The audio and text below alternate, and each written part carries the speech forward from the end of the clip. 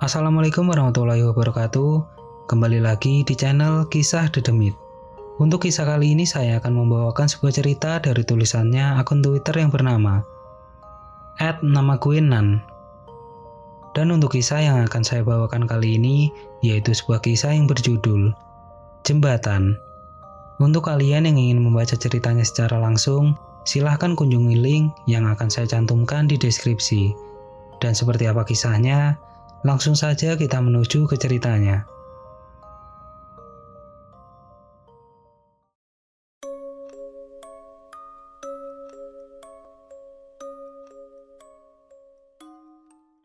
Setiap pembangunan pasti ada tumbalnya.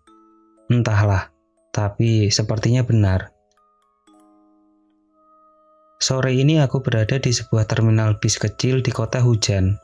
Deretan bis malam berjejer rapi di sepanjang parkiran. Setelah puas memotret beberapa penguasa Pantura itu, aku melangkahkan kaki menuju loket bis yang aku akan tumpangi malam ini. "Mas, pesen tiket atas nama Riz," kataku kepada seseorang di balik kaca loket. Lelaki bernemtek jake itu mengecek komputernya. "Oh iya, pesanan atas nama Riz, 1 tiket jurusan Rumah Mantan ya?" Ucapnya sembari menyodorkan selembar tiket. Aku mengambil tiket itu setelah sebelumnya membayar dengan uang yang pas. Kini aku membalikan badan, mencari bis yang berplat nomor sama dengan yang tertera pada tiket. Setelah menemukannya, aku menaiki kendaraan roda 6 tersebut. Aku duduk di kursi nomor 1, lalu mengambil HP yang berada di dalam tas. "Her, nanti jemput di perapatan ya. Aku udah naik bis nih." Aku menulis pesan kepada salah satu teman kampung yang bernama Heru. Tak begitu lama, Heru membalasnya. "Kira-kira sampai sini jam berapa?" "Jam 2-an lah, kalau nggak kena macet," jawabku kemudian. Aku memasukkan kembali ponsel ke dalam tas. Berbarengan dengan keluarnya bis bercorak pelangi ini keluar terminal. Sepanjang perjalanan, pikiranku hanya ingin cepat-cepat sampai kampung. Kenapa ya? Setiap lagi mudik, pasti pemikirannya kayak begitu. Jam sudah menunjukkan pukul 2:30 pagi. Aku sedang berada di sebelah supir. "Berhenti di perapatan depan ya, Pak?" pintaku kepada Pak Supir. Sang kondektur membukakan pintu samping, lalu aku berjalan turun keluar. "Makasih, Mas," ucapku kepada mereka berdua. Setelahnya, aku dikerubungi oleh beberapa tukang ojek yang menawarkan jasanya. Namun aku menggelengkan kepala. Aku memandang sekitar, mencari seseorang, dan aku temui Heru yang berada di seberang jalan. "Hoi," ucapku sembari berjalan ke arahnya. "Udah lama nunggunya?" tanyaku kemudian. "Baru 10 menit kayaknya," jawab pemuda berkulit sawo matang itu. Aku langsung menaiki motor metik miliknya. "Mau langsung pulang apa ke Batu Raden dulu?" tawarku. "Mulutnya, langsung pulang aja," jawab Heru sembari menstarter kendaraan roda 2 tersebut. Angin dingin persawahan mulai menyambut kami. Bulan purnama menemani perjalanan menuju rumah tempat kelahiranku. Sesampainya di sebuah jembatan desa, suara percikan air berasal dari dam yang bersebelahan dengan jembatan, menambah kesahduan malam itu. Bahkan aku pernah berpikir, apakah orang kota dapat merasakan suasana ketenangan seperti ini? Aku menilik ke sebuah pohon yang berada persis di sebelah jembatan. Ada sesuatu yang bergantung di dahannya. "Her, berhenti dulu. Lihat-lihat jembatan bagus nih kayaknya," pintaku kepada Heru. "Nggak usah, mending pulang aja. Lihatnya besok sore aja," jawab Heru dengan menambah kecepatan motornya. Aku tidak menghiraukan ucapannya. Pandangan mata ini masih tertuju pada sesuatu yang bergantung itu. Paling buah yang mau masak, makanya dikarungin, batinku. Akhirnya kita melanjutkan perjalanan pulang. Namun ada yang berbeda. Heru tidak banyak omong seperti sebelumnya. Entahlah. Dalam waktu tidak kurang dari 3 menit, aku sudah sampai di rumah.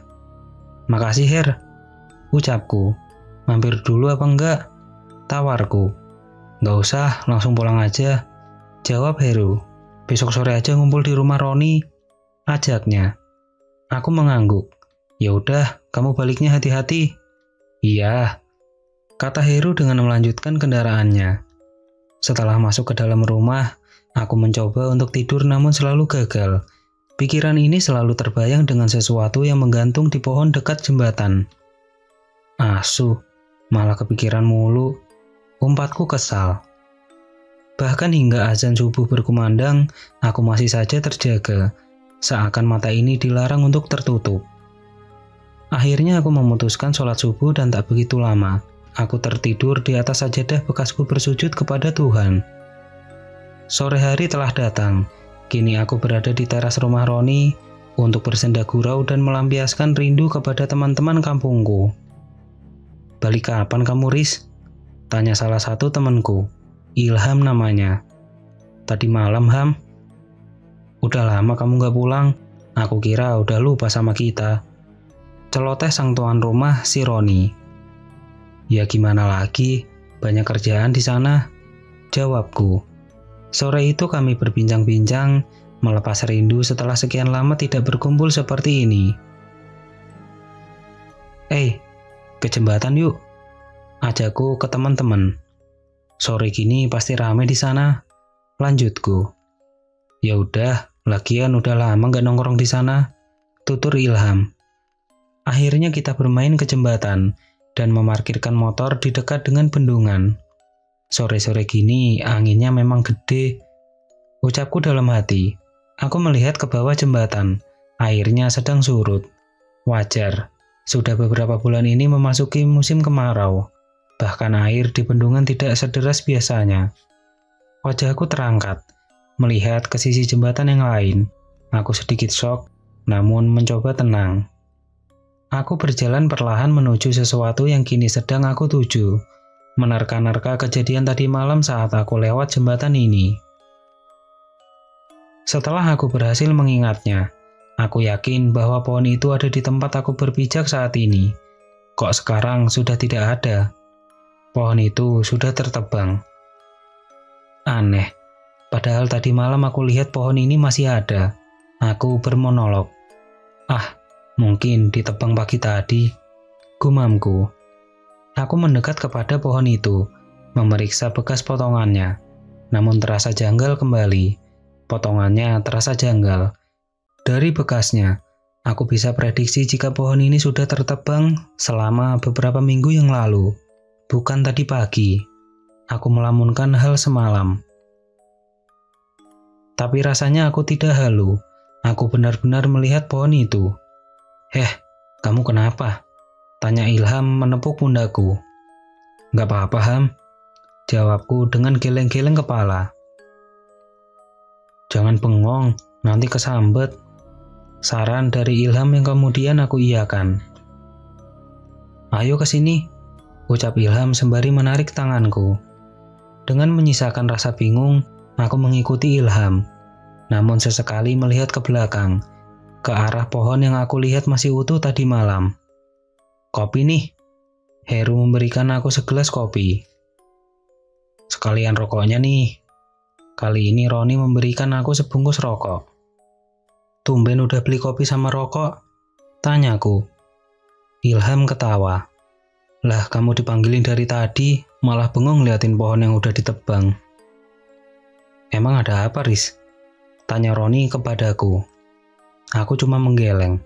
Nggak apa-apa. Aku kembali melanjutkan obrolan, ditemani suara gemericik air dan matahari yang kini mulai nampak di ufuk barat. Weh, nanti malam mancing yuk. Roni membuka obrolan. Aku setuju mengangguk. Sudah lama aku tidak memancing. Heru terlihat berpikir, namun tak kunjung membuka suara. Udah ikut aja, Her. Ajakku sedikit memaksa. Mau mancing di mana, Ron? Tanya Heru. Di kali persawahan aja, jawab Roni.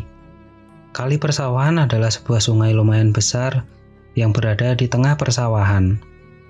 Memang, dari dulu kerap dijadikan tempat untuk memancing bagi warga desa. Di kali kan baru disetrum minggu kemarin, udah pasti nggak ada ikannya. Tolak Heru. Disetrum adalah sebuah cara mengambil ikan dengan setrum sebagai medianya. namun ini dilarang oleh pemerintah. Ya udah, di jembatan aja ya, ucapku menginterupsi pembicaraan. Ya udah deh, jawab Roni. Kamu gimana? Tanya Roni kepada Heru.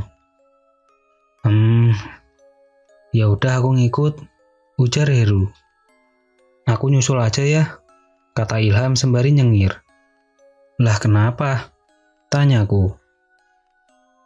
Aku mau jalan sama Nana, nanti habis itu aku langsung nyusul.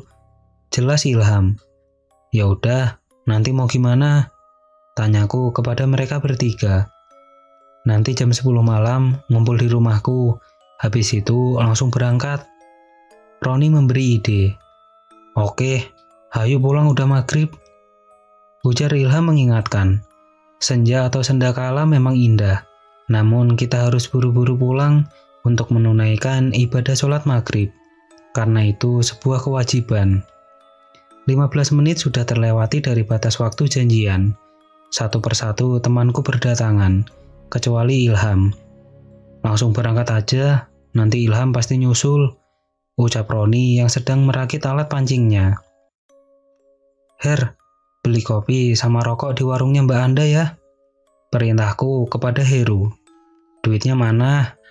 Heru menjulurkan tangan, meminta uang untuk membeli apa yang aku perintahkan. Bilang aja Ilham yang bayar, kan Ilham adiknya Mbak Anda. Dia pasti percaya, usulku sambil menaik turunkan alis. Heru tersenyum. Ya udah, aku beli dulu. Roni menyiapkan barang-barang. Setelah beres, ia mengajak aku untuk berangkat. Ayo Riz, berangkat sekarang. Nanti sekalian mampir warung Mbak Anda, jemput si Heru, ucap Roni. Sesampainya di warung, ternyata Heru sedang berbincang dengan Mbak Anda. Tak lupa ada Mbak Ayu juga di sana. Ilham belum pulang dari pacarannya sama si Nana, Mbak. Tanyaku ke Mbak Anda. Belum, jawab Mbak Anda singkat. Mbak Anda memang terkenal cuek, meskipun cantik. Aku turun dari motor dan menghampiri mereka. Wah, kamu Toris, balik kapan? Tanya Mbak Anda sambil menyalamiku. Tadi pagi, Mbak, jawabku. Ya udah, aku lanjut berangkat mancing dulu ya, Mbak, lanjutku. Loh, ini beneran yang bayar si Ilham? Tanya Mbak Anda. Iya, Mbak, adikmu yang paling ganteng yang bayar, ucapku dengan mengajak Heru ke boncengan. Alhasil, kami bertiga berangkat memancing dengan mengendarai satu motor, seperti terong-terongan. Kami berangkat menuju jembatan yang hanya berjarak 3 menit dari rumah kami. Jembatannya memang sedikit menjauh dari pemukiman, sehingga terasa sepi di sini. Bahkan jembatan sepanjang lebih dari 50 meter ini hanya diterangi oleh 3 buah lampu yang remang-remang. Aku memarkirkan motor di dekat bendungan. Tempatnya memang rada ke bawah, lebih rendah sekitar 3 meter dari jembatan. Tempatnya sangat sepi, bahkan lampu di jalan belum mampu menerangi posisi kami berada. Roni membuka pancingnya, begitupun dengan Heru. Mereka berdua terlihat semangat pada malam ini. Mungkin gara-gara rokok dan kopi gratis, hasil nipu dari warung Mbak Anda. Roni melempar pancing pertamanya, disusul oleh Heru.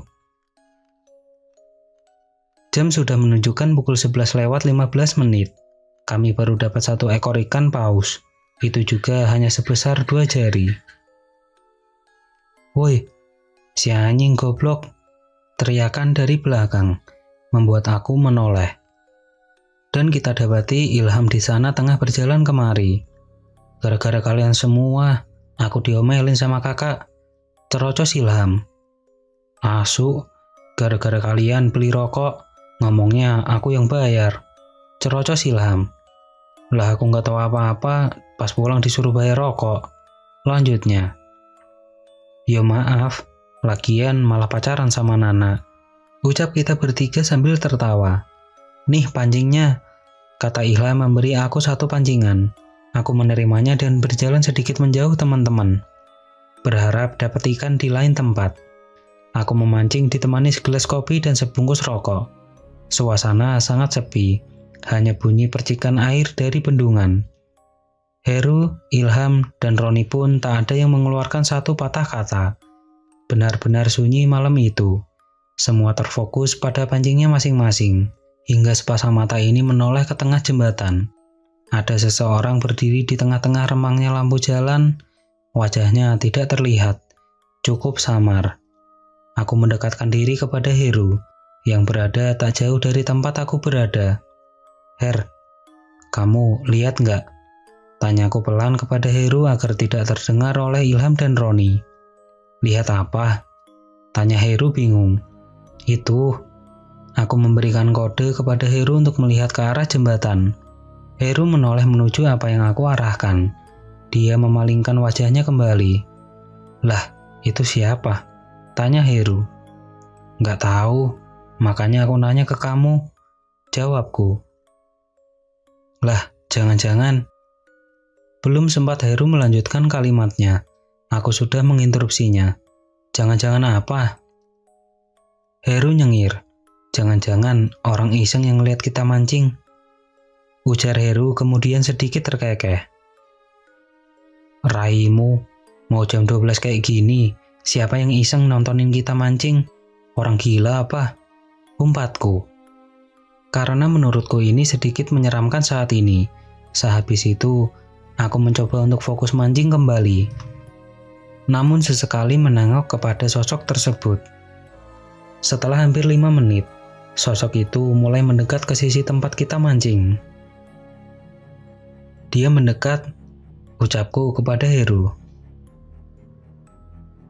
"Coba tanya ke si Ilham," suruhku kepada Heru. Heru menurut dan terlihat berbincang kepada Ilham. Setelah itu, Heru berbalik ke tempatku. Ilham ya lihat, tapi nggak tahu dia siapa. Jelas Heru. Aku cuma mengangguk. Tak selang lama, sosok itu sudah berada di bawah lampu jembatan.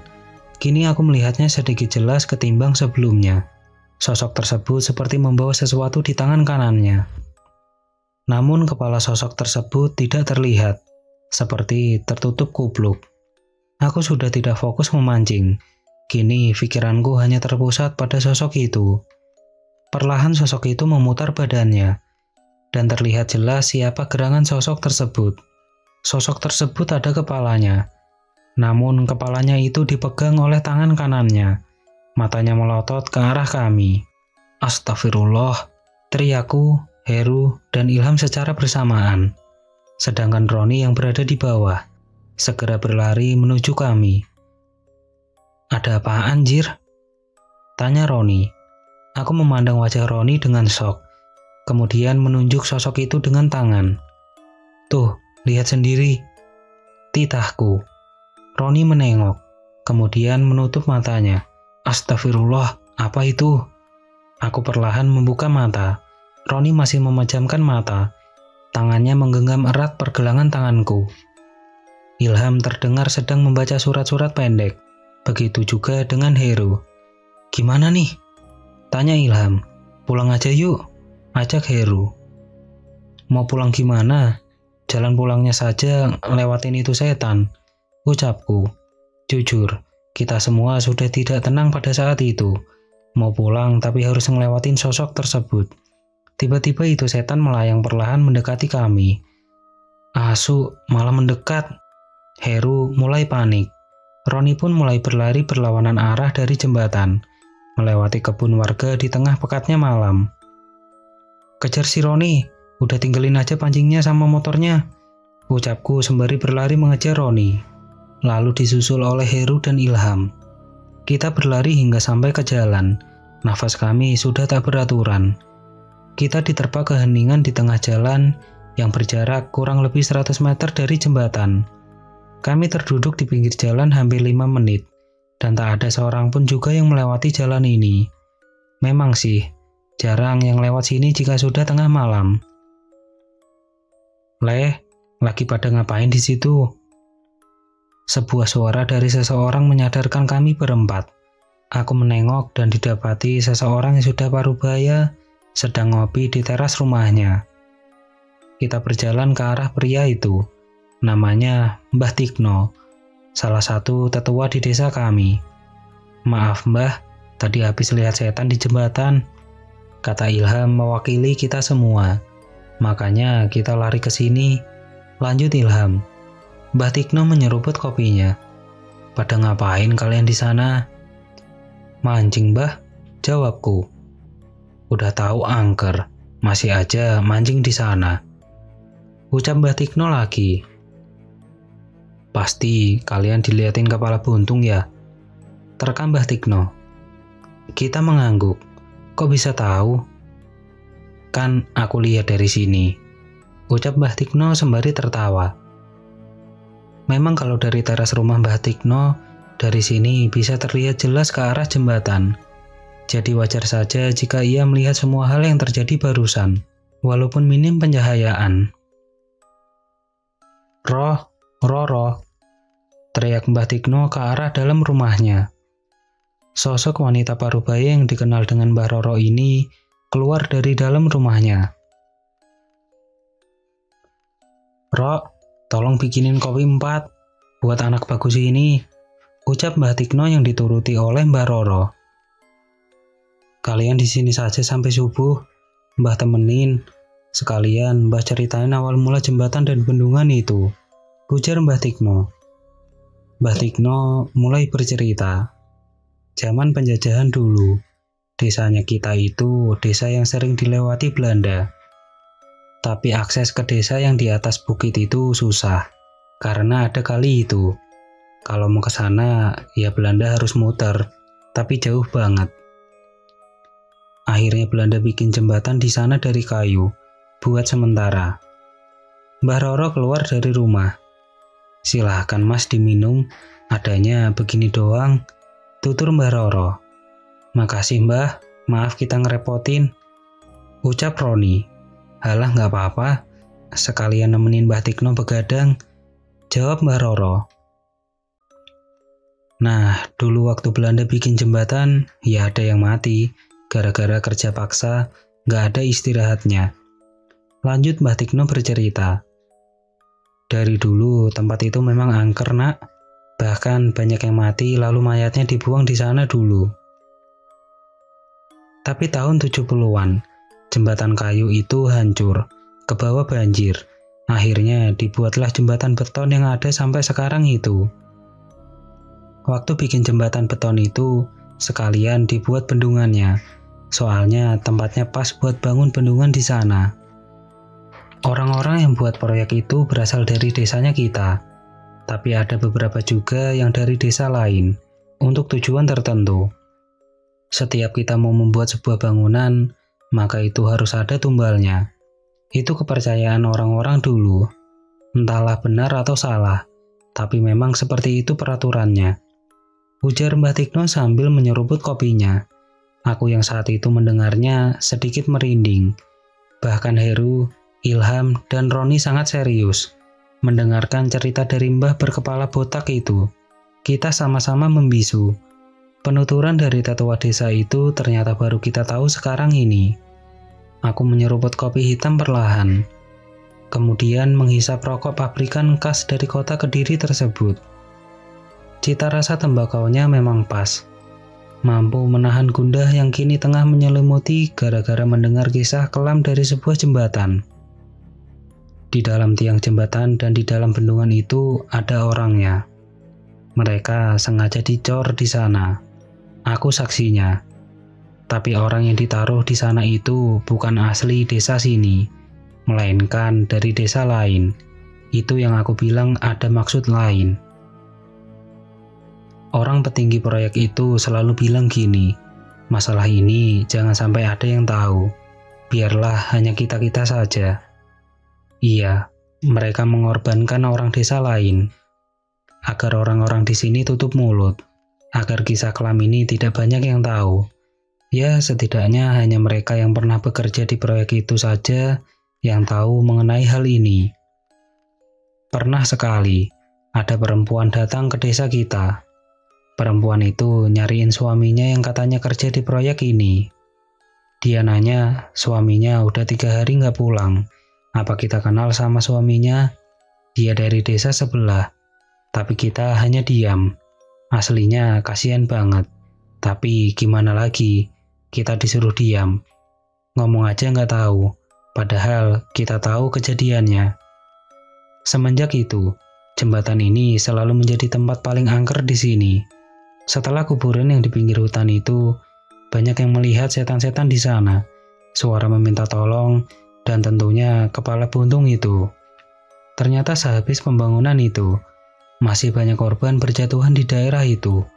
Mulai dari yang tenggelam, dibuang jasadnya, tabrakan di sana, hingga beberapa orang yang gantung diri di pohon-pohon pinggir jembatan. Anehnya, semuanya berasal dari desa lain. Nggak ada satupun dari dulu yang berasal dari desa kita. Semuanya berasal dari desa lain. Itu yang paling aneh.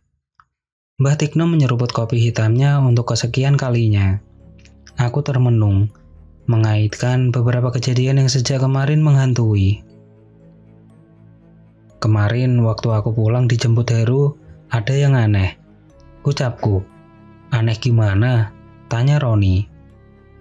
Pas balik kampung malam itu, aku lihat ada yang gantung di pohon pinggir jalan. Aku mulai bercerita. Aku merintah Heru untuk berhenti, tapi dia nggak mau.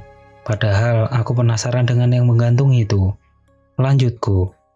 Nah, anehnya pas sore hari aku lihat pohon itu, pohonnya sudah ditebang. Kayaknya udah lama ditebangnya. Lanjutku lagi. Lah kamu kenapa Her nggak mau berhenti? Tanya Roni.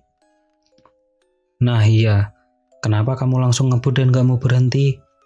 Tanyaku juga kepada Heru. Aku itu lihat apa yang kamu lihat, Riz. Aku tahu pohon itu sudah ditebang, tapi kok malam itu masih ada. Udah gitu ada yang gantung. Jadi kamu juga lihat, Her? Tanyaku sedikit kaget. Iya, makanya aku langsung ngebut. Habis itu diam kepikiran tentang pohon itu. Jawabnya. Kayaknya yang dilihat sama kalian itu orang yang bunuh diri ya? Tanya Roni. Mbah Tikno mengangguk. Iya, Ron. Roni menelan ludah, sedangkan Ilham masih menjadi pendengar yang setia. Dan yang kalian lihat tadi di jembatan adalah salah satu dari mereka yang gantung diri. Mbah Tikno menambahkan. Aku dan teman-teman yang lain langsung merinding mendengar penjelasan dari Mbah Tikno. Kini kopiku sudah dingin dan telah habis setengah. Setiap pohon yang habis dijadikan tempat bunuh diri pasti akan ditebang kemudian, namun akan disisakan sedikit sebagai tanda. Makanya kalian akan melihat banyak pohon yang ditebang di sekitar jembatan dan bendungan. Itulah bekasnya. Tutur orang tua itu lagi. Memang di sekitar jembatan dan bendungan banyak pohon yang ditebang dan masih ada beberapa yang terlihat bekasnya. Dan semua yang gantung diri itu bukan berasal dari desa kita kan? Tanya Mbah Tikno yang diangguki oleh Ilham dan Heru. Itu yang dikatakan orang-orang sini, bahwa korban dari proyek itu masih berjalan sampai sekarang. Warga desa aman-aman saja. Namun sebaliknya dengan warga desa lain. Tempat ini seakan bencana. Masih Mbah Tikno menambahi. Tempatnya memang enak. Masih banyak pohon di sekitarnya, angin sepoi-sepoi yang menyejukkan, belum lagi sunset pada saat senja, indah dan sempurna tempat ini. Namun di balik itu, jembatan dan bendungan ini menyimpan misteri bagi kita semua. Menyimpan kisah yang kelam bagi para pekerjanya, yang harus bertahun-tahun lamanya tertutupi. Bahkan tidak semua orang di desa ini tahu menahu cerita ini. Namun kalian pantas untuk mendengarnya, sebagai pengetahuan bagi kalian tentang jembatan ini. Bijak Mbah Tikno. Ayam mulai berkokok, menandakan waktu pagi telah datang. Gema azan subuh bersahutan di antara masjid dan musola. Tidak terasa hampir 5 jam kami berbincang dengan Mbah Tikno. Banyak pengetahuan dan asal-usul dari desa tempat kelahiran kami. Bahkan sebuah tempat dengan kegagahan dan eksotiknya ini menyimpan sebuah rahasia yang tertutup rapat oleh orang-orang yang bersangkutan, bahkan dari desa itu sendiri.